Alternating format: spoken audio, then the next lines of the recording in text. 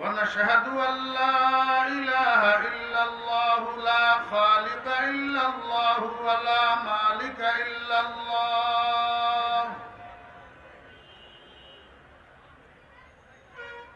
لا محيي إلا الله ولا مميت إلا الله ولا رازق إلا الله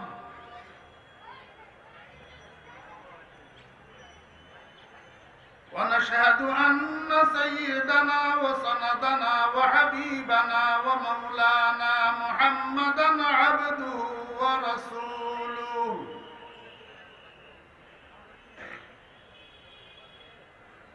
الذي علمه الله فأحسن تعليمه وأدبه الله فأحسن تأديبه ثم بعثه الله إلى كافة الناس معلما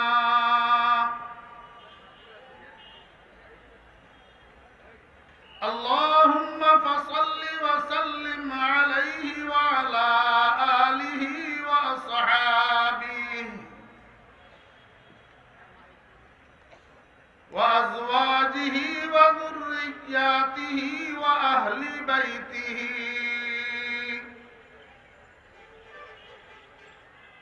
وعلماء أمته وفقهاء ملته ونجباء طريقته أجمعين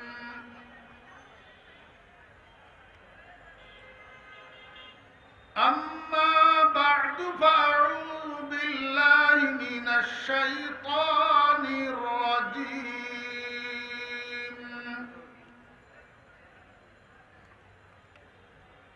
بسم الله الرحمن الرحيم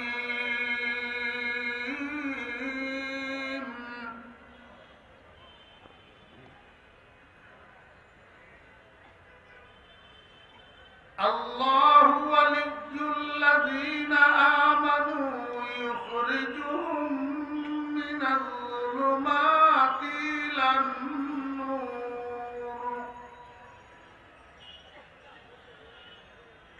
والذين كفروا أولياؤهم الطاغوت يخرجونهم من النور إلى الظلمات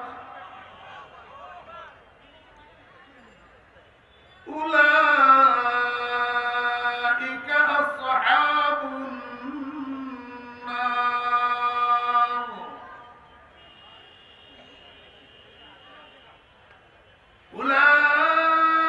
أولئك أصحاب النار هم فيها خالدون بارك الله لنا ولكم بالقرآن العظيم ونفعنا وإياكم بالآيات والذكر الحكيم سبحانك لا علم لنا إلا ما علمتنا إنك أنت العليم الحكيم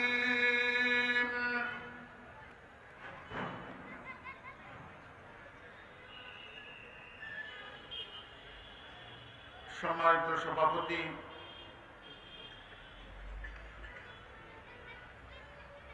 গ্রামী কদর হযরত উলামায়ে কেরাম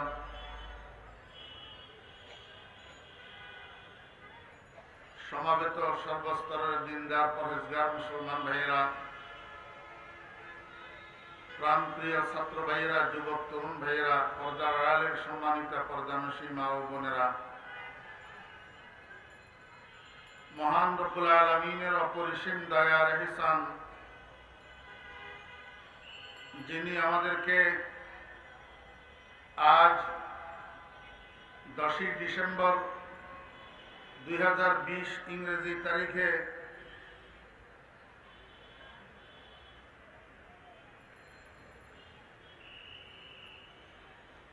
আল মাদানী ফাউন্ডেশন বাংলাদেশের উদ্যোগে আয়োজিত মুগদা বিশ্ব রোড ট্রাক স্ট্যান্ডে অনুষ্ঠিতব্য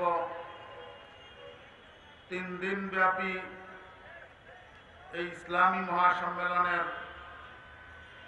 আজ মধ্যবর্তী দিবসের এই পর্যায়ে আমাদেরকে অংশগ্রহণ করার তৌফিক দিয়েছেন। এজন্য আমরা সবাই মহান রব্বুল আলামিনের শুকর আদায় করি, আলহামদুলিল্লাহ।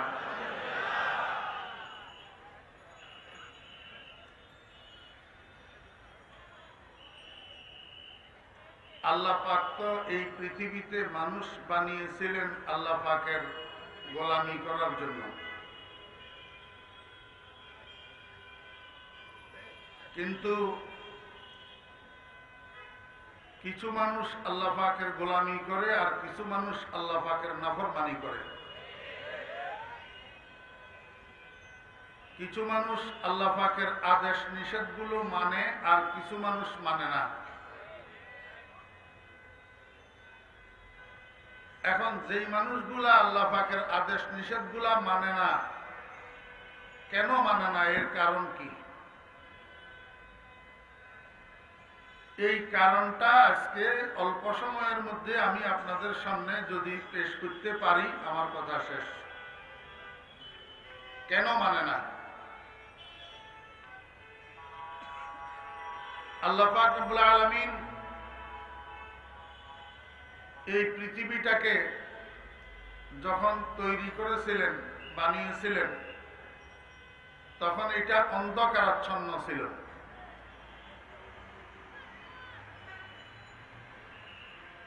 আসলে পৃথিবীটাকে আল্লাহ পাক তৈরি করছেন আল্লাহ পাকের যারা কিয়ামত পর্যন্ত প্রতিনিধিত্ব করবেন এই বনি আদমের বসবাসের জন্য। তা এখন এই বনি আদম অন্ধকারের মধ্যে বসবাস কিভাবে করবে? পৃথিবী তো অন্ধকার, অন্ধকারের মধ্যে তো কাজকর্ম করা যায় না, অন্ধকারের মধ্যে তো হাঁটা চলা করা যায় না। এই জন্য আল্লাহ পাক রব্বুল আলামিন একটা লাইট বানাইছেন, লাইট। ওই লাইটটার নাম হলো সূর্য। আল্লাহ পাকের উদ্দেশ্য হলো সূর্য নামের লাইটটা দিয়া পৃথিবীটাকে আলোকিত করবেন।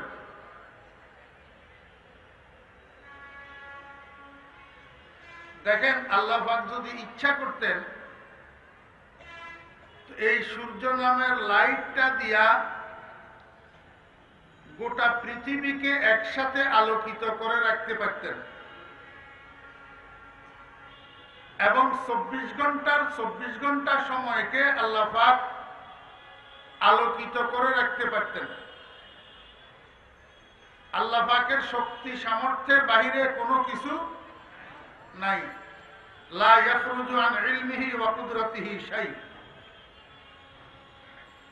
কিন্তু আল্লাহ পাক তা করলেন না।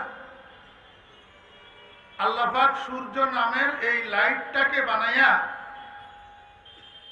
পৃথিবী নামের গ্লোবের ফিডের উপর দিয়ে এটাকে ঘুরাই দিলেন। এই ঘূর্ণনের মধ্যে সূর্য সামনের দিকে যায়, যত সামনের দিকে যায় তত পৃথিবীর একটা ভূমিখণ্ড তার দ্বারা আলোকিত হয়, আর যেই ভূমিখণ্ডটা পিছনে পড়ে সেটা অন্ধকারাচ্ছন্ন হয়ে যায়। বরাবর সামনের দিকের জন্য সূর্য উদয় লাভ করে, আর বরাবর পিছনের দিকের জন্য সূর্য অস্তমিত হয়। তো যেই ভূমিখণ্ডটার জন্য সূর্যের উদয় সাব্যস্ত হয় সেটা আলোকিত হয়, আর সেই সময়টাকে দিন বলে। আর যেই ভূমিখণ্ডটা পিছনে পড়ে, যেটার জন্য সূর্য অস্তমিত হয়, সেই ভূমিখণ্ডটা অন্ধকারাচ্ছন্ন হয়ে যায়, সেই সময়টাকে রাত বলে। আমি আপনাদেরকে একটু জিজ্ঞেস করি, এখন আমাদের বাংলাদেশে ধরেন রাত্রের 9:30, সৌদি আরবে কত? 6:30। তো 9:30 এখন শীতকালীন আমাদের দেশের জন্য অনেক রাত, কিন্তু সৌদি আরবে এখন মাগরিবের আজান হইতেছে মাত্র। ওইখানে সূর্য অস্তে যাইতেছে, অথচ আমেরিকায় কিন্তু এই সময়টা দিন, আমাদের এইখানে এই সময়টা রাত। আল্লাহ সুবহানাহু ওয়া তাআলা ইচ্ছা করলে গোটা পৃথিবীটাকে এট এ টাইম দিন বানাইয়া রাখতে পারতেন এই সূর্য দিয়া। পৃথিবীর কোন অংশের জন্য সূর্যের উদয় সাব্যস্ত হতো না, অস্ত সাব্যস্ত হতো না। অ্যাডজাস্ট করে আল্লাহ পাক ফিট করে দিতেন, সূর্যটাকে সেটিং করে দিতেন, গোটা পৃথিবীকে 24 ঘন্টার 24 ঘন্টা একসাথে আলো দিত। কিন্তু আল্লাহ পাক তা করেন নাই। কেন করেন নাই? দুনিয়ার মানুষকে একটা কথা বোঝানোর জন্য, হে দুনিয়ার মানুষ, সূর্য থেকে তোমার শিখার বিষয় আছে। সূর্যের যেরকম একটা উদয় আছে, একটা অস্ত আছে, তুমি মানুষেরও জীবনের একটা উদয় আছে, একটা অস্ত আছে। তুমি যেদিন দুনিয়াতে ভূমিষ্ঠ হয়েছ সেটা তোমার জীবন সূর্যের উদয়। আর একটা দিন এমন আসবে যেদিন তোমার জীবন প্রদীপ নিভে যাবে, দুনিয়ার মানুষ তোমাকে ডেথ ঘোষণা করবে, আর সেটা হবে তোমার জীবন সূর্যের অস্তে যাওয়া। সাথে সাথে আল্লাহ পাক রব্বুল আলামিন সূর্যের এই উদয় অস্তের দ্বারা আরো একটা কথা দুনিয়ার মানুষকে বুঝাইতে চায়, হে দুনিয়ার মানুষেরা, তোমরা দুনিয়াতে যদিও সবাই একসাথে চলাফেরা করো, একসাথে খাওয়া দাওয়া করো, একসাথে কাজকর্ম করো, একসাথে উঠক বৈঠক করো, একই সমাজে একই মহল্লায় বসবাস করো, কিন্তু তোমাদের সকলের শেষ ঠিকানা একটা নয়, ঠিকানা দুইটা। ঠিকানা দুইটা। একটা হলো আলোর ঠিকানা, আর একটা হলো অন্ধকারের ঠিকানা। কিছু মানুষের ঠিকানা হবে শেষ ঠিকানা আলোর ঠিকানা, সেটার নাম জান্নাত। আর কিছু মানুষের শেষ ঠিকানা হবে অন্ধকারের ঠিকানা, সেটার নাম জাহান্নাম। আমি আপনাদেরকে বুঝাইতে চাইছিলাম যে পৃথিবীর মানুষকে আলো দেওয়ার জন্য, পৃথিবীটাকে পৃথিবীর মানুষের কর্মযোগ্য করার জন্য, বসবাসযোগ্য করার জন্য আল্লাহ পাক সূর্য নামের এই লাইটটা বানাইয়াছেন। দুঃখের বিষয়, এই সূর্য নামের লাইটের আলোর দ্বারা সব মানুষ উপকৃত হতে পারে না। ওই সমস্ত মানুষ উপকৃত হয় যাদের কাছে আরেকটা আলো আছে। সেই আলোটাকে ইসলামী সায়েন্সের পরিভাষায় বলা হয় নূরে বসারত, দৃষ্টির আলো। জি, আপনি যদি একটা ছেলেকে রাত্রের 12টার সময় বাসার বাহিরে যাইয়া কোনো কাজ করিয়ে আসতে বলেন এবং হাতের মধ্যে 5 ব্যাটারির একটা টর্চ লাইট তাকে ধরাইয়া দেন, ওই টর্চ লাইটের আলো যেরকম অন্ধ ছেলেটার কোনো কাজে আসে না, ঠিক যার চোখে দৃষ্টিশক্তি নাই, দৃষ্টির আলো নাই, সূর্যের আলো তার জন্য কোনো কাজে আসে না। এই পর্যন্ত কথাটা বুঝছেন না বুঝেন নাই? এই কথাটা বুঝার জন্য কোনো দলিল প্রমাণের দরকার আছে? কিচ্ছুর দরকার নাই। একটা নিতান্ত বাস্তবসম্মত কথা, যার চোখের আলো নাই, লাইটের আলো তার কোনো কাজে আসে না। আবার চোখে আলো আছে কিন্তু বাহিরে অমাবস্যার রাত্রি, গুটগুটে অন্ধকার, লাইট নাই, তখন কিন্তু চোখের আলো কাজে আসে না। বুঝছেন না বুঝেন নাই? তাহলে একটা একটার জন্য প্রয়োজনীয়। মনোযোগ আছে আপনাদের? জি, আমি একটু কোথায় কোথায় বলতেছি যে আপনাদের দৃষ্টি আকৃষ্ট করার জন্য, মনোযোগ আকৃষ্ট করার জন্য। একটু ধৈর্য ধরে শুনেন, ইনশাল্লাহ ফিনিশিং এ গেলে তোই মজা পাবেন।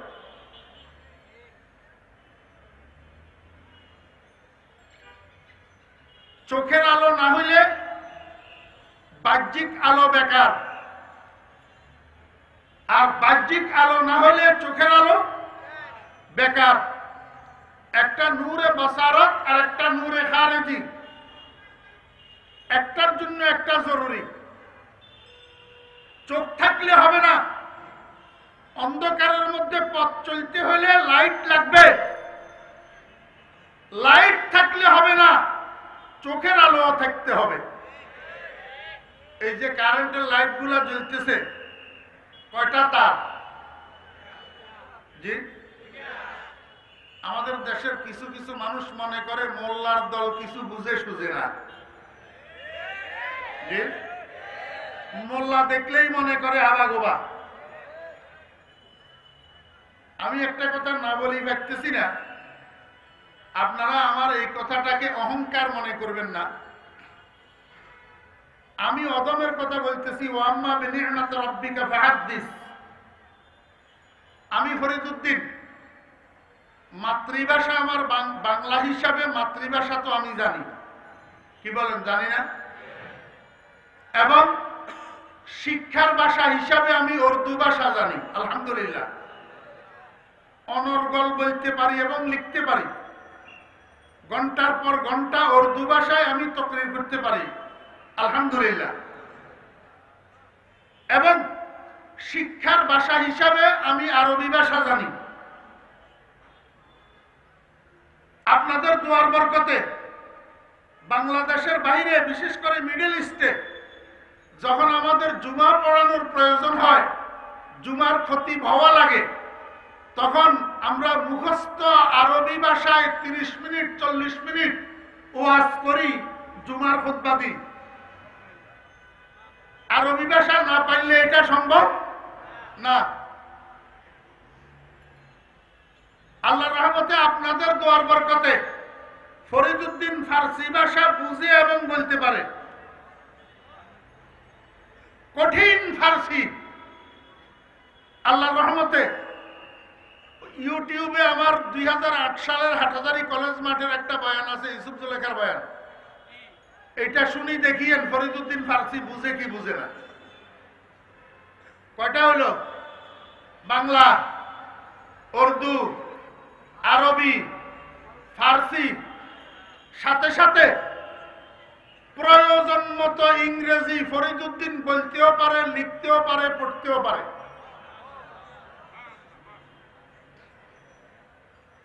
আপনাদের দোয়ার বরকতে ফরিদউদ্দিন প্রেসক্রিপশন করে যে হ্যান্ড রাইটিং অনেক ডাক্তারের থেকে সুন্দর। পরীক্ষা করে দেখিয়েন, না হলে শান্তিনগর বাজার মসজিদে খবর নিয়েন। আমাদের সামনে যখন কোনো ইংলিশ ফর্ম আসে, সেটা ফিল আপ করার জন্য আমরা কারো দ্বারস্থ হই না। আমাদের সামনে প্লেনে যখন ইমিগ্রেশন কার্ড আসে, আমাদের কাছে ইমিগ্রেশন কার্ড পূরণ করার জন্য অনেক শার্ট প্যান্ট ওয়ালা দ্বারস্থ হয়, আমরা কারো দ্বারস্থ হই না। আমরা প্রয়োজন মতো ইংরেজি বলতেও পারি, পড়তেও পারি, লিখতেও পারি। কিন্তু আমার যে সমস্ত ভাইয়েরা সামান্য কুটুর কুটুর ইংরেজি মারার কারণে মনে করে নিজেরা বড় পণ্ডিত, আর আমাদেরকে মনে করে বোকার মোল্লা,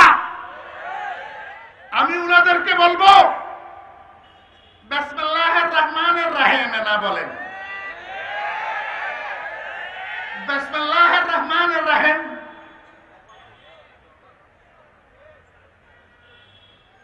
বক্তৃতা দেওয়ার আগে যে বিসমিল্লাহ পড়ে শুরু করতে চান, এটাও তো শুদ্ধ নাই। বাপের জানাজা পড়ার জন্য যান যে, সেখানে জানাজার দোয়াটাও তো শুদ্ধ নাই।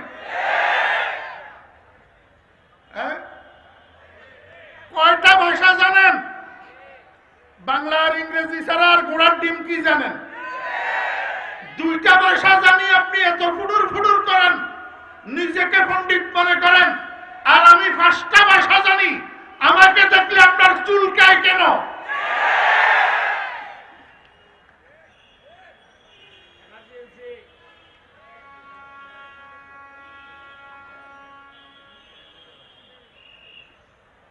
কারেন্টের লাইট গুলো যে জ্বলতেছে তার কয়টা? একটার নাম পজিটিভ, আরেকটার নাম ফেজ, আরেকটার নাম নিউট্রাল বা আর্থিং। একটা বাতি জ্বালাইতে হলে দুইটা তার লাগবে। এই দুইটা তারের ব্যবহার পদ্ধতিগতভাবে হইতে হবে, আর পদ্ধতিগতভাবে ইলেকট্রিকের দুইটা তার ব্যবহার করার জন্য ইলেকট্রিশিয়ান লাগবে। আপনি দাওরা টাইটেল ডবল পাস, আপনি বিসিএস পাস, আপনি এফসিপিএস এফআরসিএস করা, আপনি সিএ করা, আপনি অক্সফোর্ড থেকে ব্যারিস্টারি করা, আপনি ইলেকট্রিসিটি ব্যবহারের পদ্ধতি যদি জানা না থাকে, আপনাকে ইলেকট্রিশিয়ানের কাছে যেতে হবে। সেই ইলেকট্রিশিয়ান ক্লাস 5 পাস হতে পারে, ঠিক না? ঠিক।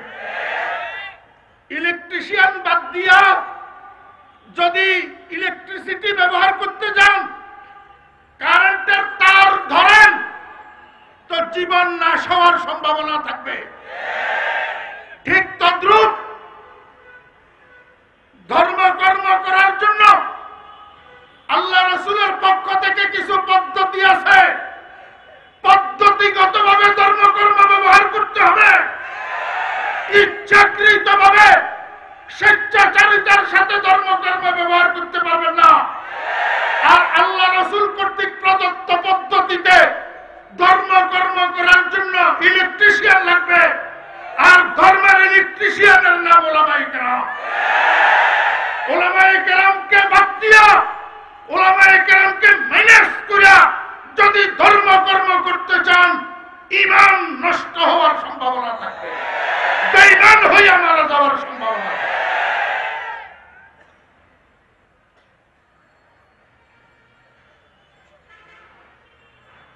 এই কথাটা বোঝার জন্য দলিল প্রমাণের দরকার আছে না? বাস্তবিক কারেন্টের তার কয়টা? দুটোটার মধ্যে কারেন্ট থাকে, একটার মধ্যে থাকে, এটার নাম ফেজ, এটার নাম পজিটিভ। এই পজিটিভ তারটা আরেক পজিটিভ তার যেটার মধ্যে কারেন্ট আছে সেরকম একটার সাথে জয়েন্ট দিতে হবে, কিন্তু নেগেটিভের মধ্যে কারেন্ট নাই, অথচ এইটাকে আরেক নেগেটিভের সাথে জয়েন্ট দেওয়ার প্রয়োজন করে না। আপনি যেই মাটির উপরে দাঁড়াইয়া আছেন সেই মাটির থেকেও আর্থিং নিতে পারেন, বাতি জ্বলবে, কিন্তু পজিটিভ জায়গা থেকে নিতে পারবেন না, আরেকটা পজিটিভের সাথে কানেকশন লাগাইতে হবে। কিন্তু মনে রাখতে হবে দুইটা ছাড়া বাতি জ্বলবে না। যদি নেগেটিভ ছাড়া আপনি শুধু পজিটিভ ধরতে যান, হয় মরতে হবে, আর নতুবা আগুন লাগা ঘর পুরাটা জ্বলবে।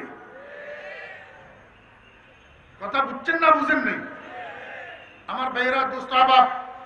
ঠিক যেমনি ভাবে নূরে বসারত বেকার, দৃষ্টির আলো বেকার, নূরে খারিজি ছাড়া, সূর্যের আলো ছাড়া, লাইটের আলো ছাড়া, ঠিক তেমনি ভাবে আল্লাহ পাক রব্বুল আলামিন আরেকটা আলো মানুষকে দান করছেন। সেই আলোটার নাম হলো নূরে বসিরত, জ্ঞানের আলো। কিসের আলো? আপনারা একটা অন্ধ মানুষ যার কাছে দৃষ্টির আলো নাই, তাকে জিজ্ঞেস করেন, ভাই অন্ধ ভাই, 2 এ 2 কত? অন্ধ বলবে 4। 3 এ 3 কত? অন্ধ বলবে 6। অন্ধ ভাই 10 এর থেকে 6 গেলে আর কত থাকে? অন্ধ বলবে 4। এই যে একটা অন্ধ মানুষ এই যোগ বিয়োগ গুলার ফলাফল মুখস্থ বলতে পারে, এটা কি চোখের আলো দিয়া না জ্ঞানের আলো দিয়া? বুঝছেন না বুঝেন নাই? তাহলে বোঝা যায় আল্লাহ পাক রব্বুল আলামিন প্রত্যেকটা মানুষকে এই পার্থিব জীবন পরিচালনা করার জন্য জন্মগতভাবে একটা জ্ঞানের আলো দিয়ে থাকেন, একটা জ্ঞানের আলো দিয়ে থাকেন। এটার নাম আকলে ওয়াহাবি। আবার ওয়াহাবি সুন্নির ওয়াহাবি বুঝিয়েন না, এটা ওয়াহাবুন শব্দ থেকে নির্গত। ওয়াহাবি অর্থাৎ গিফটেড, প্রদত্ত।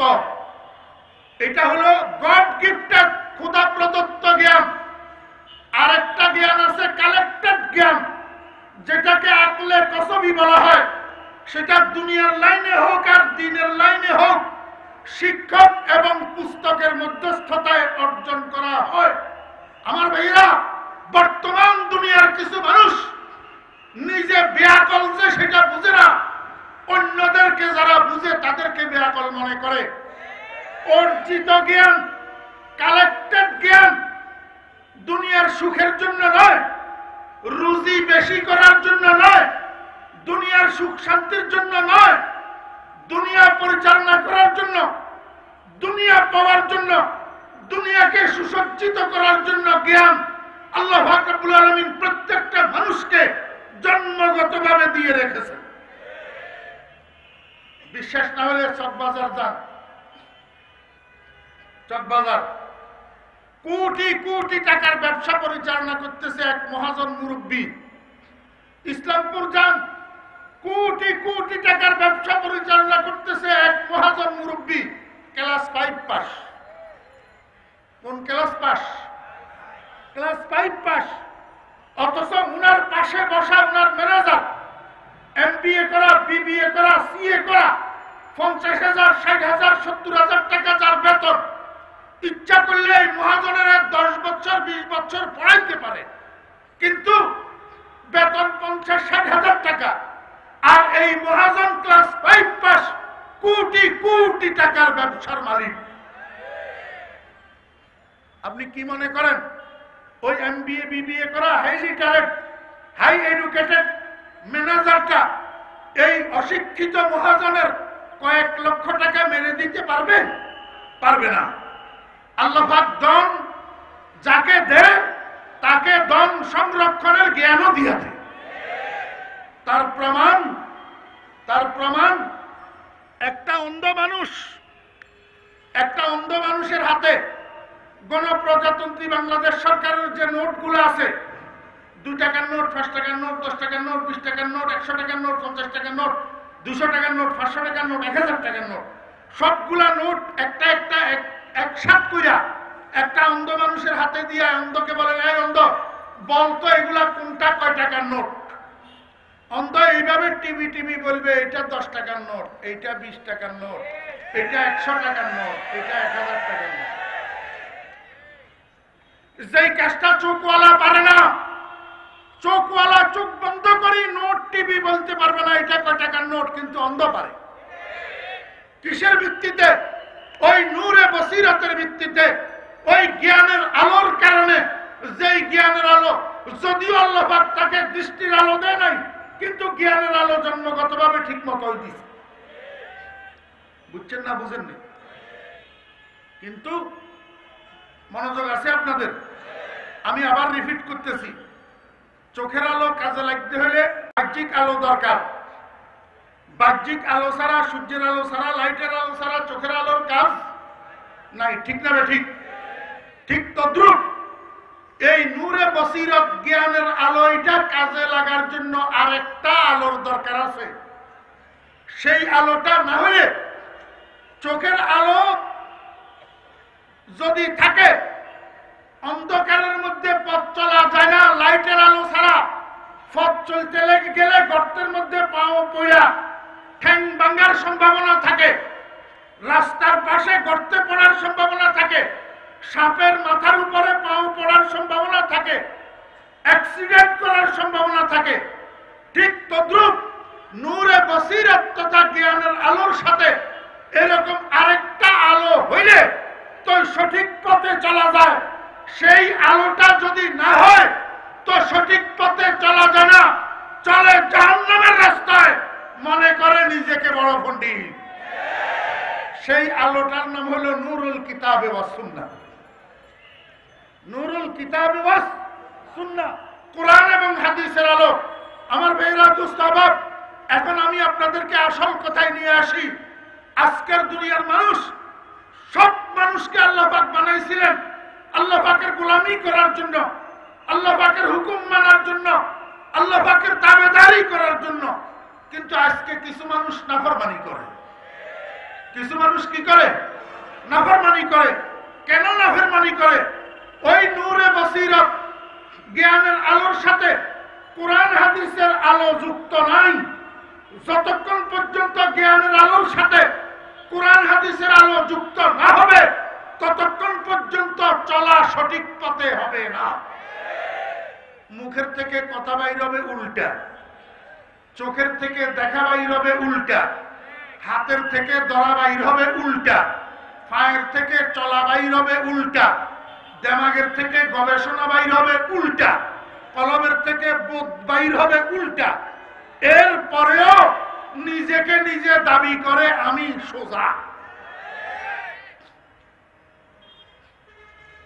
قل هل ننبئكم بالأخسرين أعمالا الذين ضل سعيهم في الحياة الدنيا وهم يحسبون أنهم يحسنون صنعا। ও ভাইরা, দোস্ত আহবাবরা, একটা কথা আমি একটু আপনাদের কাছে বিচার দেই। ওলামায়ে কেরাম গালি শুনে কেন? ওলামায়ে কেরামকে কটূক্তি কেন করা হয়? ক্রিটিসাইজ কেন করা হয়? জানোয়ারের বাচ্চা কেন বলা হয়? ওলামায়ে কেরামকে মা বাপের গালি কেন দেওয়া হয়? কি অপরাধ তাদের? ওলামায়ে কেরাম চোর? ওলামায়ে কেরাম ডাকাত? ওলামায়ে কেরাম ব্যভিচারী? ওলামায়ে কেরাম পতিতালয়ে রাত কাটায়? ওলামায়ে কেরাম হোটেলে ঘরে সুন্দরী স্ত্রী রেখা হোটেলে রাত্রি যাপন করে? ওলামায়ে কেরাম দেশের সম্পদ লুট করে, জনগণের সম্পদ আত্মসাৎ করে? ওলামায়ে কেরাম মালয়েশিয়াকে সেকেন্ড হোম বানায়, সিঙ্গাপুরকে সেকেন্ড হোম বানায়, আলিকোতে সুইস ব্যাংকে অ্যাকাউন্ট করে টাকার পাহাড় করে? আমার ভাইরা দুস্তাবাব, এটাও না, ওইটাও না, ওইটাও না, না যে তার প্রমাণ দরকার। তো না যে তার প্রমাণ দরকার না? আমার ভাইরা দুস্তাবাব, বাংলাদেশের জেলা কয়টা? জি, আমার প্রত্যেকটা শব্দের জন্য আমি দায়িত্বশীল, আমি জবাবদেহি প্রত্যেকটা শব্দের জন্য। আমার কথা যদি যুক্তিযুক্ত না হয়, গঠনমূলক না হয়, কেন মানবেন? আর যদি যুক্ত গঠনমূলক হয়, তাহলে কেন মানবেন না? কেন গাটতেরামি করবেন? কেন জোর দেখাবেন? জোর তো বেশি দিন থাকে না। এর আগেও তো অনেকে এরকম জোর দেখাইছিল, কিন্তু আজকে নাই জমিনের উপর। আমাকেও যাইতে হবে, আপনাকেও। বাংলাদেশের জেলা কয়টা? 64টা। 64টা জেলায় 64টা ফৌজদারি কোর্ট আছে কিনা? এই 64টা কোর্টে প্রতিনিয়ত ক্রাইমের মামলা হয় কিনা? এই মামলাগুলার কোনো না কোনো এক বা একাধিক আসামি বা বিবাদী আছে কিনা? বর্তমান 2020 সালের ডিসেম্বর মাস চলতেছে, বিগত মাসটার নাম নভেম্বর। 30 দিনে মাসটা গেছে। এই নভেম্বর মাসের 1 তারিখ থেকে 30 তারিখ পর্যন্ত বাংলাদেশের 64টা ফৌজদারি কোর্টে যে মামলাগুলা হয়েছে, ক্রাইমের মামলা, অপরাধের মামলা, এই মামলাগুলার যারা আসামি বা বিবাদী আছে, এই 30 দিনের 2020 সালের নভেম্বর মাসের 30 দিনের 64 জেলার 64টা কোর্টে দায়ের করা অপরাধের মামলাগুলাকে জরিপ করা হোক।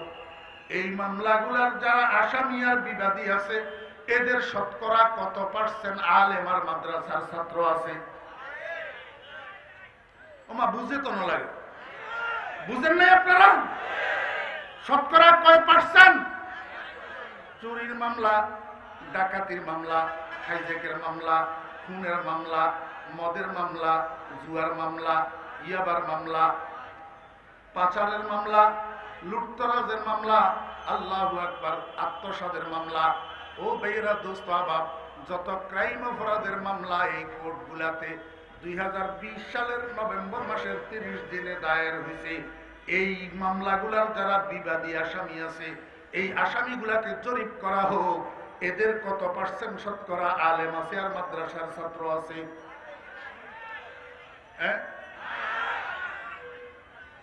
একেবারে নাই আমি বলবো না। ধরে নিলাম 5% আছে, ধরে নিলাম কয় পার্সেন্ট? 5%। তবে এই 5%-এর মধ্যে 5% পুরাটা আলেম মাদ্রাসার ছাত্র না। এদের কিছু আছে বেশ ধারণকারী, কিছু আছে কি ধারণকারী? বেশ। সব মাদ্রাসার ছাত্র এমনি দেখা গেলেই মাদ্রাসার ছাত্র না, কিছু কিছু পাঞ্জাবি পরানো মাদ্রাসার ছাত্র বানানো হয়।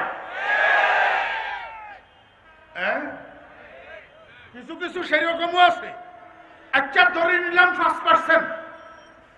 চোর, ডাকাত, হাইজেকার, রাজধানী করনেওয়ালা, খুন করনেওয়ালা, ইয়াবাখোর, মদখোর, দুর্নীতিবাদ, দেশের সম্পদ আত্মসাৎকারী, লুণ্ঠনকারী, এসিড নিক্ষেপকারী, দর্শনকারী যত আছে, এদের মধ্যে 5% যদি আলেম আর মাদ্রাসার ছাত্র থাকে, বাকি 95% কোন কারখানার প্রোডাক্ট? বাকি 95% কোন কারখানার প্রোডাক্ট? সেই কারখানার বিরুদ্ধে কোন বিবৃতি কেন আসে না? তোদের ইনসাফের উপর কি হয়েছে? তোদের ইনসাফ কোথায় গেছে?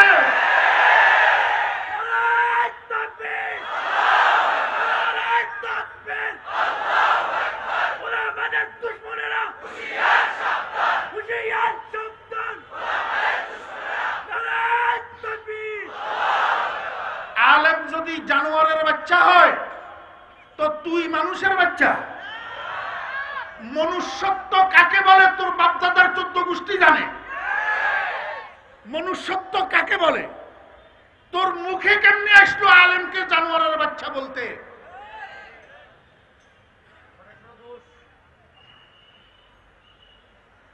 আমার ভাইরা দোস্ত, আবার হযরতে ইব্রাহিম আলাইহিস সালামকে নমরুদ যখন অগ্নিকুণ্ডলের মধ্যে নিক্ষেপ করেছিল, জিবরাইল আলাইহিস সালাম আয়েশা কয়, খলিলুল্লাহ আপনার কি প্রয়োজন? আমাকে আল্লাহ পাক পাঠাইছে আপনার সাহায্য করার জন্য। ইব্রাহিম আলাইহিস সালাম কয়, জিবরাইল, যিনি তোমাকে আমার কাছে পাঠাইছে উনি কি আমারে দেখে না?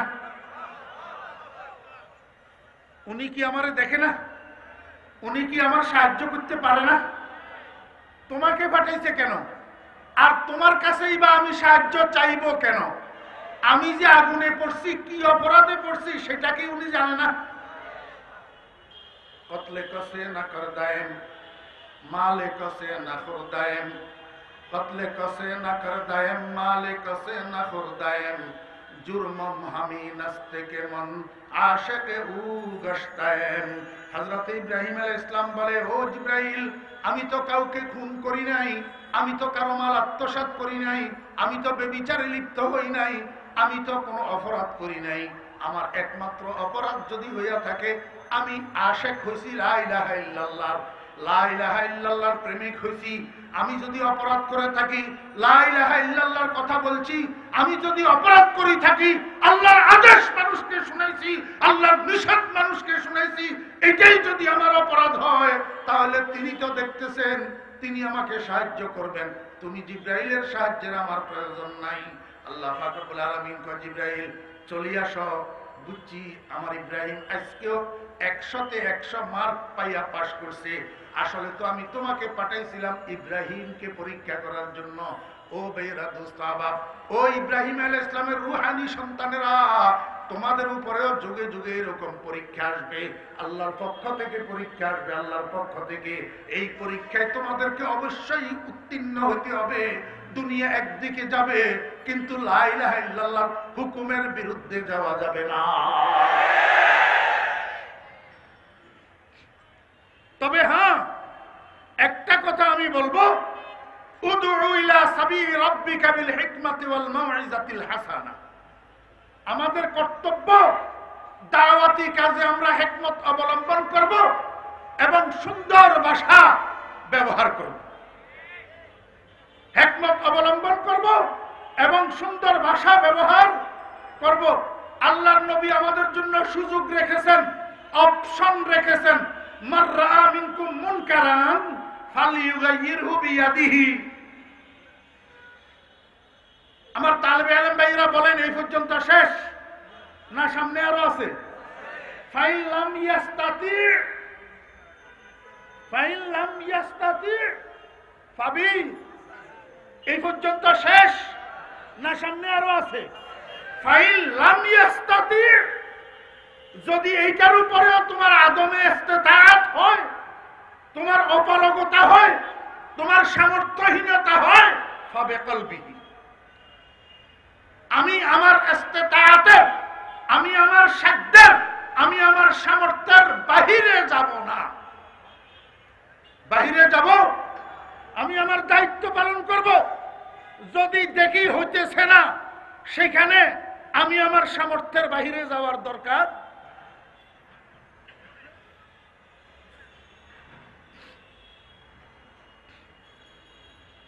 ও ভাইরা, নূরে বাসারত, চোখের আলো, এটা কাজে লাগার জন্য যেরকম বাহিরের আলো দরকার, নূরে বসিরত, জ্ঞানের আলো, এটা কাজে লাগার জন্য কোরআন হাদিসের আলোর দরকার।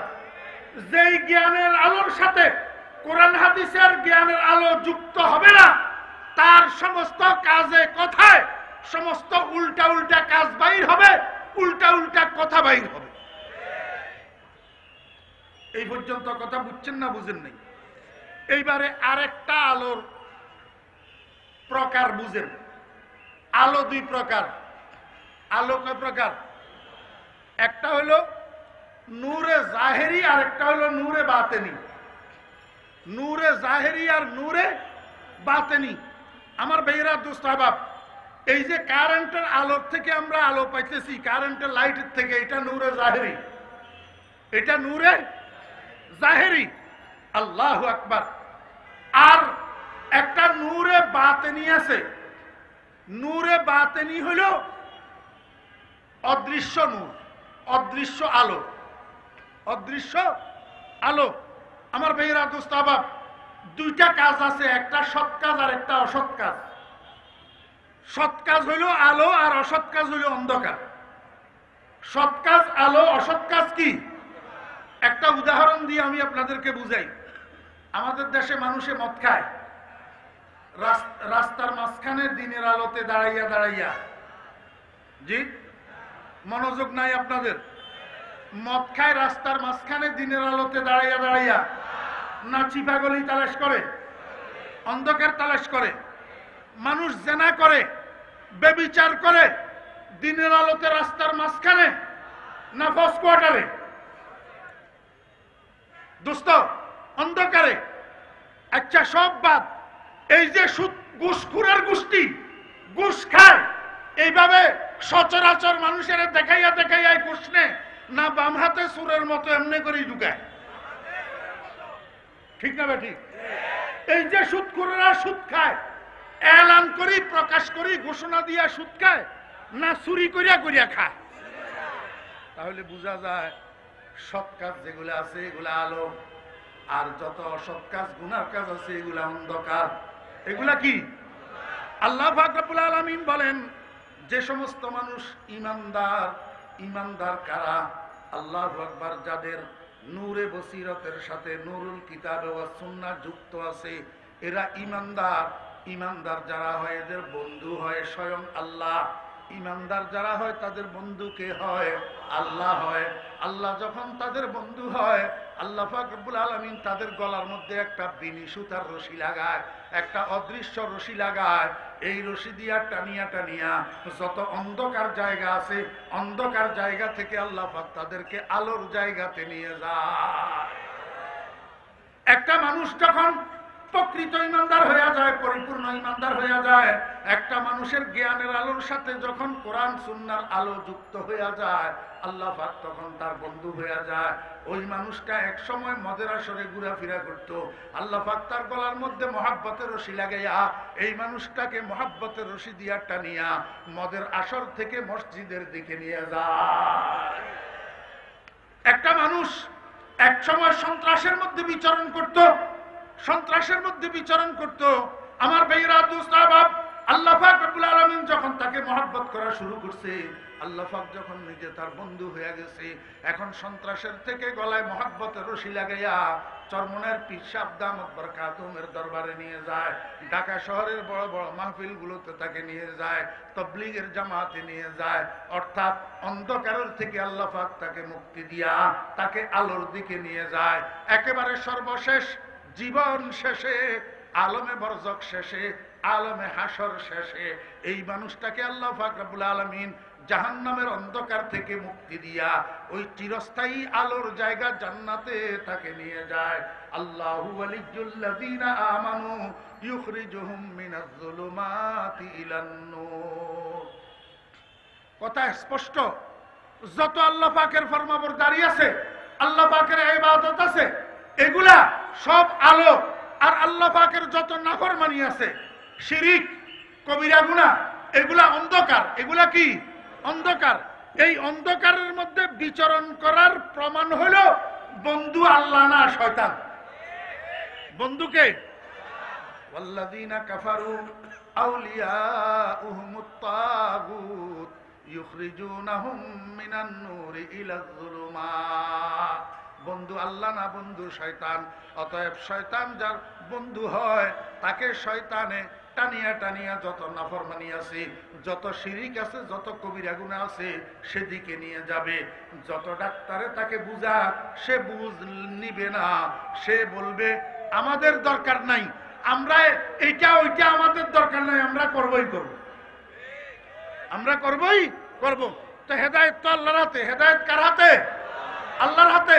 আমাদের কাজ হলো দাওয়াত দেওয়া, আমাদের কাজ হলো বুঝানো, এরপরে আমাদের কাজ হলো আল্লাহর কাছে দোয়া করা। আল্লাহর কাছে কি করা? দোয়া করা। হেদায়েতের মালিক কে? খলিল আহমদ সাহারানপুরী রহমতুল্লাহ আলাইহির যুগে এক জমিদার বাড়িতে সুন্দরী রূপসী স্ত্রী রাখি রাত্রি যাপন করে পতিতালয়ে আর মদের আসরে। একদিন দুদিন না, মাসের পর মাস বাড়িতে যায় না। একদিন এই জমিদারের স্ত্রী খলিল আহমদ সাহারানপুরী রহমতুল্লাহ আলাইহির কাছে গেছে, যাইয়া পর্দার আড়াল থেকে বলে, হুজুর আমি অমুক জমিদারের স্ত্রী, আপনার কাছে একটু দোয়া চাওয়ার জন্য আসছি। বলে, মা কি জন্য দোয়া? বলে, আমি অমুক জমিদারের স্ত্রী, কিন্তু আমার স্বামী মাসের পর মাস বাড়িতে আসে না, আমার দিকে ফিরেও দেখে না, মাসের পর মাস রাত্রি যাপন করে পতিতালয়ে, মাসের পর মাস রাত্রি যাপন করে মদের আসরে। হুজুর আমি আপনার কাছে একটু দোয়া চাই। হযরত খলিল আহমদ সাহারানপুরী রহমতুল্লাহ আলাইহি বলেন, দোয়া তো করব, দাওয়াও করব, তুমি বাড়িতে চলে যাও, দেখি কি করা যায়। খলিল আহমদ সাহারানপুরী রহমতুল্লাহ আলাইহি খবর পাঠাইছে ওই জমিদারের কাছে, এক লোক পাঠাইছে, বলে তারে একটু ডাকিয়ে আনো। তো এলাকার বড় হুজুর সবাই ভয় করে। সবাই কি করে? এলাকার বড় হুজুর হইলে বড়রাও সম্মান করে, ভয় করে। বড়রাও কি করে? আমাদের বাংলাদেশের স্থপতি বঙ্গবন্ধু শেখ মুজিবুর রহমান, উনার বাড়ির পাশের একজন বড় আলেম, উনি যদিও উনার বাড়ির পাশের ছিলেন, কিন্তু সারা বাংলাদেশের শীর্ষস্থানীয় ওলামাদের মধ্যে এবং আলেম কুল শিরোমণি ছিলেন।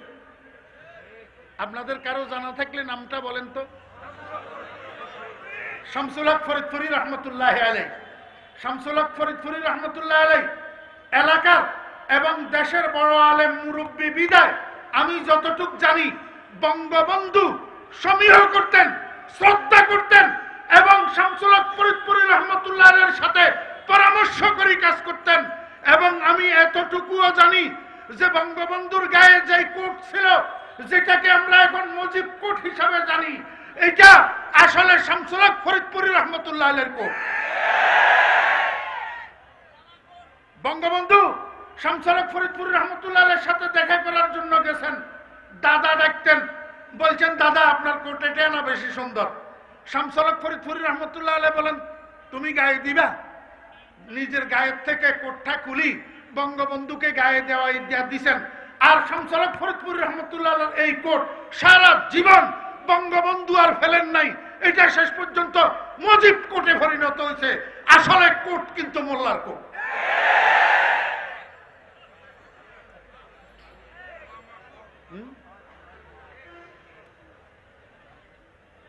আমি অন্যদিকে বলবো না, শুধু আমি একটা কথা বলবো যে আলেমদেরকে গালি দিও না। ভাই রাস্তা বন্ধ হয়ে যেতেছে, আপনারা একটু সামনে আসেন। যার যার সামনে একজন বসার জায়গা আছে এই জায়গাটা মেহরবানি করে পূরণ করে বসুন। আমার অত্যন্ত স্নেহের ছোট ভাই, সারা বাংলাদেশের জননন্দিত মুফাসসিরে কোরআন হযরত মাওলানা হযরতুল আল্লাম আব্দুল খালেক শরীয়তপুরী সাহেব দামাত বারাকাতুম আল আলিয়া বারাকাল্লাহু ফি হায়াতিহিল মুবারাকা, আল্লাহ পাক ওনাদেরকে সেহত ও আফিয়তের সাথে ওনাদের হায়াতের মধ্যে বরকত দান করেন। আমরা তো শেষ, আমরা তো বেলা চলে গেছে, এখন ওনারা উদীয়মান। আল্লাহ পাক ওনাদের জবানের মধ্যে আরো বরকত দান করেন, ওনাদের কাজের মধ্যে আরো বরকত দান করেন। আল্লাহর রহমতে আপনারা তো ওনার বয়ান শোনার জন্য পাগল, আসি গেছেন। হ্যাঁ, আমি দেখা করে আসছি, আমার সাথে দেখা হয়েছে। আমার পরে ইনশাল্লাহ বয়ান হবে, শরীয়তপুরী সাহেবের বয়ান হবে। সবাই বসেন, একটু সামনে আগাই বসেন। এই আপনারা এই জায়গাটা একটু মেহরবানি করে পূরণ করে বসেন না, এটা একটু সামনের দিকে আসেন না, ভিতরে ঢুকতেছে হুজুর। না না, এখানে ওইখান থেকে স্টেজের কারণে দেখা যায় না, তো এই জন্য ভিতরে ঢুকতেছে না। হ্যাঁ, ও বাইরেও আছেন। আচ্ছা বসেন, সবাই বসেন, কথা শুনেন। আমি অন্য বিষয়ে আলাপ করতেছি না, আমি শুধু একটা কথা আলাপ করব। মাননীয় প্রধানমন্ত্রী মহোদয়ের কাছে আমি এই নিবেদন করব, মাননীয় প্রধানমন্ত্রী মহোদয়, আপনি একটু সহনশীলতার সাথে বর্তমান এই ইস্যুটাকে একটু ডিল করেন। একটু সহনশীলতার সাথে আপনি অতীতে ওলামায়ে কেরামের প্রতি যথেষ্ট সম্মান শ্রদ্ধা প্রদর্শন করেছেন, এই জন্য আপনাকে ধন্যবাদ, আপনার জন্য আমরা দোয়া করি। বর্তমান সিচুয়েশনটাকে আপনি একটু সহনশীলতার সাথে একটু ডিল করেন। আপনার নেতা কর্মীদেরকে একটু বলুন তারা যেন নায়েবে রাসূল, দ্বীনের ধারক বাহক হক্কানি ওলামায়ে কেরামদেরকে এইভাবে গালি না দেয়। আমার শুধু এটাই অনুরোধ, আপনি যদি চান 2, 4, 5 জন 10 জন আলেমের একটা লিস্ট করে ওনাদেরকে আপনার কাছে ডাকেন, ডাকি ওনাদের সাথে আপনি একটু কথা বলেন। ওনারা কি চায়, আপনাদের দলীয় কর্মসূচি যদি হয় ওলামায়ে কেরামরা কি করবে, আপনাদেরকে কি করে বাধ্য করবে, কিন্তু এইটা একটু বুঝাইয়া ওনাদেরকে ডাকি একটু বলে দেন। ওলামায়ে কেরামদেরকে এইভাবে গালি, এটা কোনো অবস্থায় কারো জন্য, দেশের জন্য, জাতির জন্য, সরকারের জন্য, কারো জন্য মঙ্গলময় নয়। আল্লাহু ওয়ালিয়ুল্লাযীনা আমানু, মনে আছে না, ভুলে গেছেন? জমিদারকে ডাকার জন্য পাঠাইছে খলিল আহমদ সারনপুরি রহমতুল্লাহ আলাইহি। তো এলাকার বড় হুজুর তো সবাই একটু সমীহ করে, সবাই ভয় করে। জমিদারকে যখন যাইয়া বলছে তোমারে বড় হুজুরে ডাকে, জমিদার তো কম্পন শুরু হয়েছে, কি আমার বড় হুজুরে ডাকবে কেন? তো ভয়ে ভয়ে আসছে। হুজুর আমাকে কি জন্য ডাকছেন? কয় অজু করিয়া, অজু করিয়া। তো জমিদার যাইয়া অজু করি আসছে। অজু করি যখন আসছে, কয় আমার পাশে দিয়ে দাঁড়া, আমি তোকে সাথে নিয়ে 2 রাকাত নফল নামাজ পড়বো, তুইও আমার সাথে 2 রাকাত নফল নামাজ পড়বি। তো জমিদার তো আর নামাজ ভালো রকম জানেও না, জমিদার হইলে নামাজ ভালো রকম জানাও লাগে না, টাকা পয়সা আর ক্ষমতা থাকলে চলে। এগুলা তো মোল্লা মৌলবীর কাজ, বুঝলেন না? জমিদার নামাজ ভালো রকম জানে না। তো তারপরেও হুজুর যখন বলছে, হুজুরের পাশে দিয়ে দাঁড়াইছে। তো হুজুর সেজদায় গেছে, সেজদায় যাইয়া সুবহান রাব্বিয়াল আ'লা 3 বার পড়ি, এবার দোয়া করতেছে আল্লাহর দরবারে, আল্লাহ हर चकारम बुधे आखिर कर दमश वज़ना सोए नमाज़ा वर दमश पसरुजुए कल्बे इकारे तोरा कल्बे हा कल्लिब तुफैले मुस्तफा। या अल्लाह আমার যতটুকু সাধ্য ছিল আমি ততটুকু করেছি। আমি তো জেনার থেকে ছুটাইয়া নামাজ পর্যন্ত আইনা দাঁড় করাই দিছি। রব্বুল আলামিন এখন দিলের চাবি ঘুরাইয়া দেওয়া, দিলের চাবিকাঠি পরিবর্তন করে দেয়া, দিলের মধ্যে হেদায়েতের আলো ঢুকাইয়া দেওয়া, এটা তো তুমি রব্বুল আলামিনের কাজ। তোমার বন্ধু মুহাম্মদুর রাসূলুল্লাহ সাল্লাল্লাহু আলাইহি ওয়াসাল্লামের উসিলায় এই জমিদারের কলবের মধ্যে তুমি হেদায়েতের আলো দিয়া দাও। हर चकारम बुधे आखिर कर दमश वज़ना सोए नमाज़ा वर दमश पसरुजुए कल्बे इकारे तोरा कल्बे हा कल्लिब तुफैले मुस्तफा। আমার ভাইরা দোস্ত আহবাব খলিল আহমদ সারনপুরি রহমতুল্লাহ আলাইহি নামাজ 2 রাকাত শেষ করে সালাম ফিরাইছি। সালাম ফিরানোর সাথে সাথে জমিদার হুজুরের পায়ের উপরে পড়ছে। পায়ের উপরে পড়ি কই, হুজুর আমি তো এতদিন গুনার সাগরে ডুবেছিলাম, এখন আমি তওবা করলাম, আর গুনার দিকে কোনোদিন পা বাড়াবো না। আমি আল্লাহর কাছে মাপ চাই, আল্লাহ আমাকে মাফ করে দেন।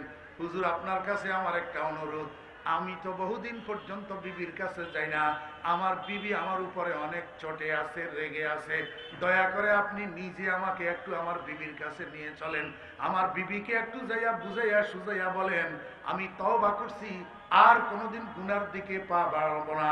আপনি যদি তাকে একটু বুঝাইয়া বলেন তাহলে সে আমাকে গ্রহণ করবে। খলিল আহমদ সারনপুরি রহমতুল্লাহ আলাইহি ঠিক আছে চলো। খলিল আহমদ সারনপুরি রহমতুল্লাহ আলাইহি সাথে করে নিয়ে বিবির কাছে গেছে। বিবিকে পর্দার আড়াল থেকে বলছে, মা তোমার স্বামীকে আমি তোমার কাছে নিয়ে আসছি এবং সে তওবা করছে, জীবনে আর কোনোদিন গুনার দিকে পা বাড়াবে না। তুমি আমার কথা বিশ্বাস করো, আসলে সেই গুনার দিকে আর কোনোদিন যাবে না। তুমি তোমার স্বামীর উপরে যে রাগ ছিলে সেই রাগ ঝেড়ে ফেলে দাও, আর স্বামীর উপরে রাগান্বিত থাকিও না। আমি আপনাদেরকে বুঝাইতে চাইছিলাম কলবকে ঘুরাইয়া দেওয়ার মালিক কে? আল্লাহ। আমরা আমাদের দায়িত্ব পালন করতেছি, আমরা দাওয়াত দিতেছি, আমরা প্রতিবাদ করতেছি, আমরা বুঝাইতেছি, এরপরে আমরা নামাজের পরে আবার দোয়া করব, ইয়া আল্লাহ আমাদের রাষ্ট্রনায়কদেরকে তুমি ইসলাম সম্মত বুঝ দিয়ে দাও, ইসলামের পথে চলার তৌফিক দাও। আল্লাহ তোমার আদেশগুলা পালন করার তৌফিক দাও, তোমার নিষেধের থেকে বেঁচে থাকার তৌফিক দাও, শিরিকের থেকে, কবিরা গুনার থেকে আমার তোমার এই বান্দা বান্দীদেরকে তুমি বাঁচাইয়া রাখো।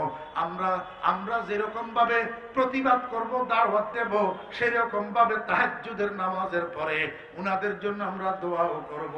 হার থেকে আরম্ভ দিয়ে আখের কর দমস ওয়াজ্জানা সোয়ে নামাজা ওয়ার দমস ফসরুজুয়ে কলবে ইকারে তোরা কলবে হা কল্লিব তুফাইলে মুস্তাফা। ও দোস্ত আহবাবেরা, আজকে থেকে আমরা সবাই দোয়া করব তো ইনশাআল্লাহ। আমাদের এই শুনেন, আমাদের নবীজি আমাদেরকে কি শিক্ষা দিছে? আমাদের নবীজি আমাদেরকে শিক্ষা দিছে রোগকে ঘৃণা করো, রোগীকে ঘৃণা করিও না। রোগীকে ঘৃণা করিও না। রাত্রে 2টার সময় আপনার একটা সন্তানের যদি ডায়রিয়া চালু হয়, আপনি সন্তানটাকে লাথি মেরে ঘরের বাইরে ফেলে দিবেন না, ডাক্তার নিয়ে আসবেন, সেবা করবেন, চিকিৎসা করবেন। আপনার কলিজার টুকরা সন্তানের থেকে ডায়রিয়া নামের শত্রুটাকে দূর করার জন্য চেষ্টা করবেন। আপনার শত্রু হইতে পারে, ডায়রিয়া আপনার শত্রু হইতে পারে, কিন্তু আক্রান্ত রোগী আপনার শত্রু না, এটা আপনার কলিজার টুকরা সন্তান। যত মানুষ কলমা পড়তে লা ইলাহা ইল্লাল্লাহু মুহাম্মাদুর রাসূলুল্লাহ, এরা সবাই আমাদের ভাই বোন, এরা সবাই আমাদের ভাই বোন। ও ভাইরা দোস্ত, এরা সবাই আমাদের ভাই বোন, কলমা পড়া নবীজির উম্মত।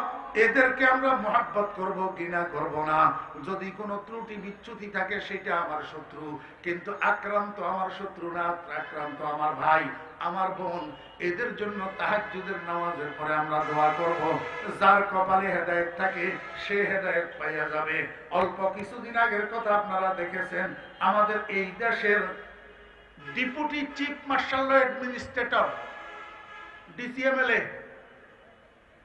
এয়ার ভাইস মার্শাল, বিমান বাহিনীর প্রধান সুলতান মাহমুদ।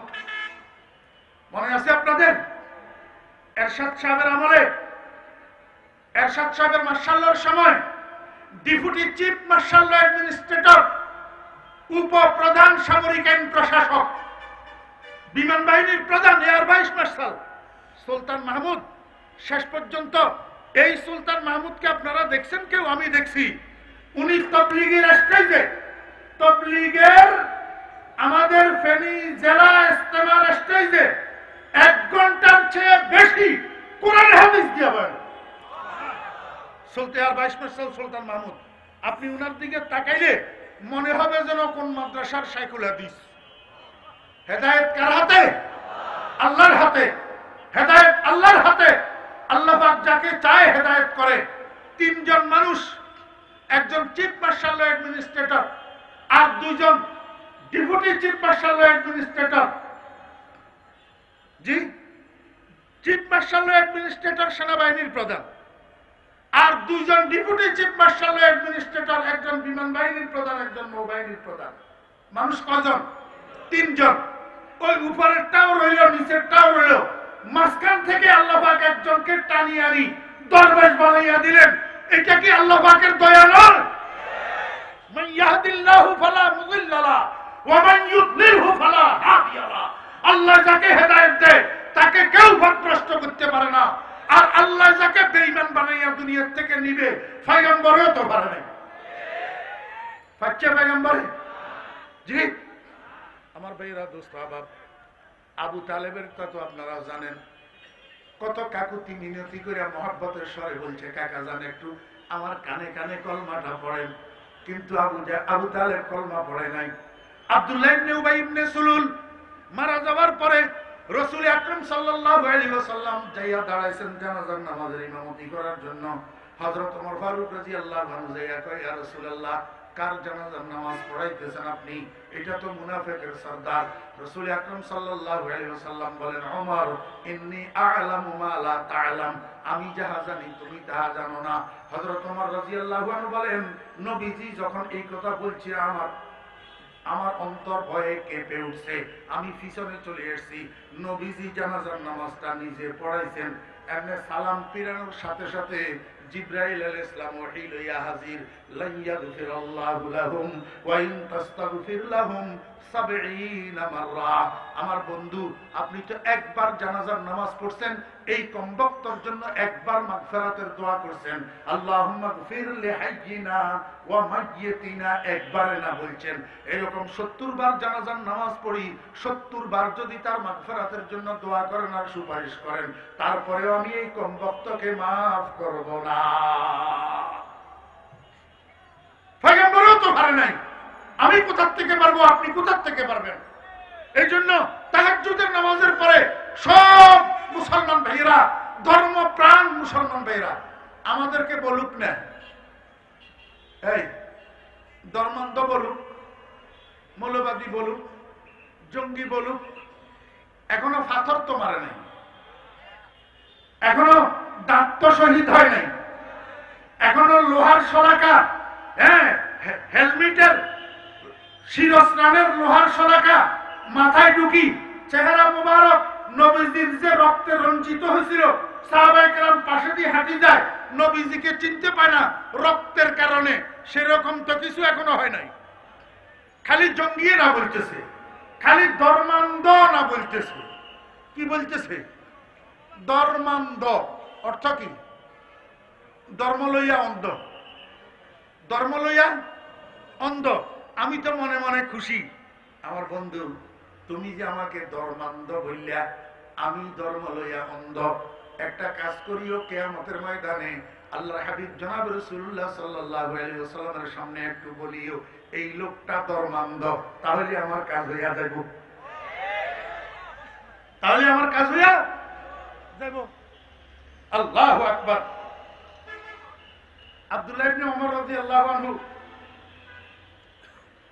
ছোট, হযরত হুসাইন রাদিয়াল্লাহু আনহু ছোট, তো ছোট ছোট বাচ্চারা এক জায়গায় খেলা করতে গেলে মাঝে মধ্যে একটু টুকাটুকি হয় না, তো দুজনের মধ্যে একটু টুকাটুকি হয়ে গেছে। হযরত হুসাইন রাদিয়াল্লাহু আনহু কয়, এই গোলামের বাচ্চা গোলাম, এত বড় কথা বলস কেন? এই কথাটা আব্দুল্লাহ ইবনে ওমর যাইয়া হযরত ওমর রাদিয়াল্লাহু আনহুকে বলে দিছে। হুসাইন আমারে গালি দিছে। বলে কি গালি দিছে? কয় গোলামের বাচ্চা গোলাম বলছে। আমার ভাইরা দোস্ত আহবাব, হযরত ওমর রাদিয়াল্লাহু আনহু তখন খলিফাতুল মুসলিমিন, মুসলমানদের রাষ্ট্রনায়ক। হযরত ওমর রাদিয়াল্লাহু আনহু সাহাবায়ে কেরামের মধ্যে ঘোষণা দিয়েছেন, তোমরা যারা পারো মসজিদে সমবেত হও। অনেক সাহাবী মসজিদের মধ্যে সমবেত হয়েছে। বলে কি হয়েছে? বলে একটা বিচার হবে। কিসের বিচার? হুসাইনে আমার আব্দুল্লাহরে গালি দিছে, এটার বিচার হবে। সব মসজিদের মধ্যে সমবেত হয়েছে। হুসাইনও আসছে, আব্দুল্লাহ আসছে। মসজিদের মধ্যে হযরত ওমর ফারুক রাদিয়াল্লাহু আনহু যাওয়ার সময় একটা কাগজ আর একটা কলম সাথে করে নিয়ে গেছেন। সবার সামনে হযরত ওমর রাদিয়াল্লাহু আনহু আব্দুল্লাহকে জিজ্ঞেস করে, আব্দুল্লাহ, তোমারে হুসাইনে গালি দিছে কিনা? কয় হ্যাঁ গালি দিছে। কি বলছে? কয় গোলামের বাচ্চা গোলাম বলছে। হযরত ওমর রাদিয়াল্লাহু আনহু হুসাইনকে জিজ্ঞেস করে, হুসাইন, তুমি এই গালি দিছো কিনা? কয় হ্যাঁ দিছি, আমি গোলামের বাচ্চা গোলাম বলছি। হুসাইন রাসূলুল্লাহ সাল্লাল্লাহু আলাইহি ওয়াসাল্লামের নাতি না, এটা মিথ্যা কথা বলার লোক নি। কয় আমি বলছি গালি দিছি, গোলামের বাচ্চা গোলাম বলছি। হযরত ওমর ফারুক রাদিয়াল্লাহু আনহু পকেটের থেকে কাগজ আর কলম বাইর করে হুসাইনের সামনে দিছে। কয় হুসাইন, যেই কথাটা তুমি মুখে বলছো সেই কথাটা এখানে লিখে দাও। এখানে মানুষ তো হযরত ওমর রাদিয়াল্লাহু আনহু গরম মানুষ না, ভয়ে থরথর করে কাঁপতেছে। আজকে হুসাইনের কি বিচার করে আল্লাহই জানে। হযরত হুসাইন রাদিয়াল্লাহু আনহু কাগজের মধ্যে লিখে দিয়েছে ওনাদের আরবি ভাষায়, গোলাম ইবনে গোলাম লিখে দিয়েছে। হযরত ওমর রাদিয়াল্লাহু আনহু কাগজ এটাকে বাস করে পকেটের মধ্যে ঢুকাইছে। কয় তোমরা সবাই চলে যাও, বিচার হয়ে গেছে। বিচার। এবার উৎসুক জনতা হযরত ওমর রাদিয়াল্লাহু আনহুকে জিজ্ঞেস করে, খলিফাতুল মুসলিমিন, কি করলেন? এটা তো বুঝলাম না, কি বিচার করলেন? একটা গালি তো মুখে দিছিল, সেটারে আপনি কাগজে লেখাইলেন, আবার বললেন চলে যাও, বিচার হয়ে গেছে। হযরত ওমর ফারুক রাদিয়াল্লাহু আনহু কয়, ও দুনিয়ার মানুষেরা, ওমরের এমন কোন কাজ নজরে পড়ে না যেই কাজটার উপরে ভিত্তি করে কিয়ামতের ময়দানে ওমর নাজাতের আশা করতে পারে। আজকে একটা সূত্র পাইছি, রাসূল আকরাম সাল্লাল্লাহু আলাইহি ওয়াসাল্লামের কলিজার টুকরা নাতি আমার এই গোলামের বাচ্চা গোলাম কইছে, আমার এই গোলামের বাচ্চা গোলাম কইছে। অর্থাৎ আমি রাসূল আকরাম সাল্লাল্লাহু আলাইহি ওয়াসাল্লামের গোলাম, আমার বাচ্চা গোলামের বাচ্চা। তাহলে আমি রাসূল আকরাম সাল্লাল্লাহু আলাইহি ওয়াসাল্লামের গোলাম, আমি উনার নানা জানের গোলাম। এই কথাটা উনি আমারে কাগজে লেখাইয়া দিছে। কিয়ামতের ময়দানে আল্লাহ না করুক আমি যদি নাজাত না পাই, এই কাগজটা রব্বুল আলামিনের সামনে উঠাইয়া ধরব। রব্বুল আলামিন আপনি দেখেন, আল্লাহর হাবিবের নাতি আমার সার্টিফিকেট দিছে আমি নাকি আল্লাহর হাবিবের গোলাম ছিলাম। আমার সাথে দেখছেন হযরত হাসান বসরি রাহমাতুল্লাহ আলাইহিকে একজনে গালি দিছে।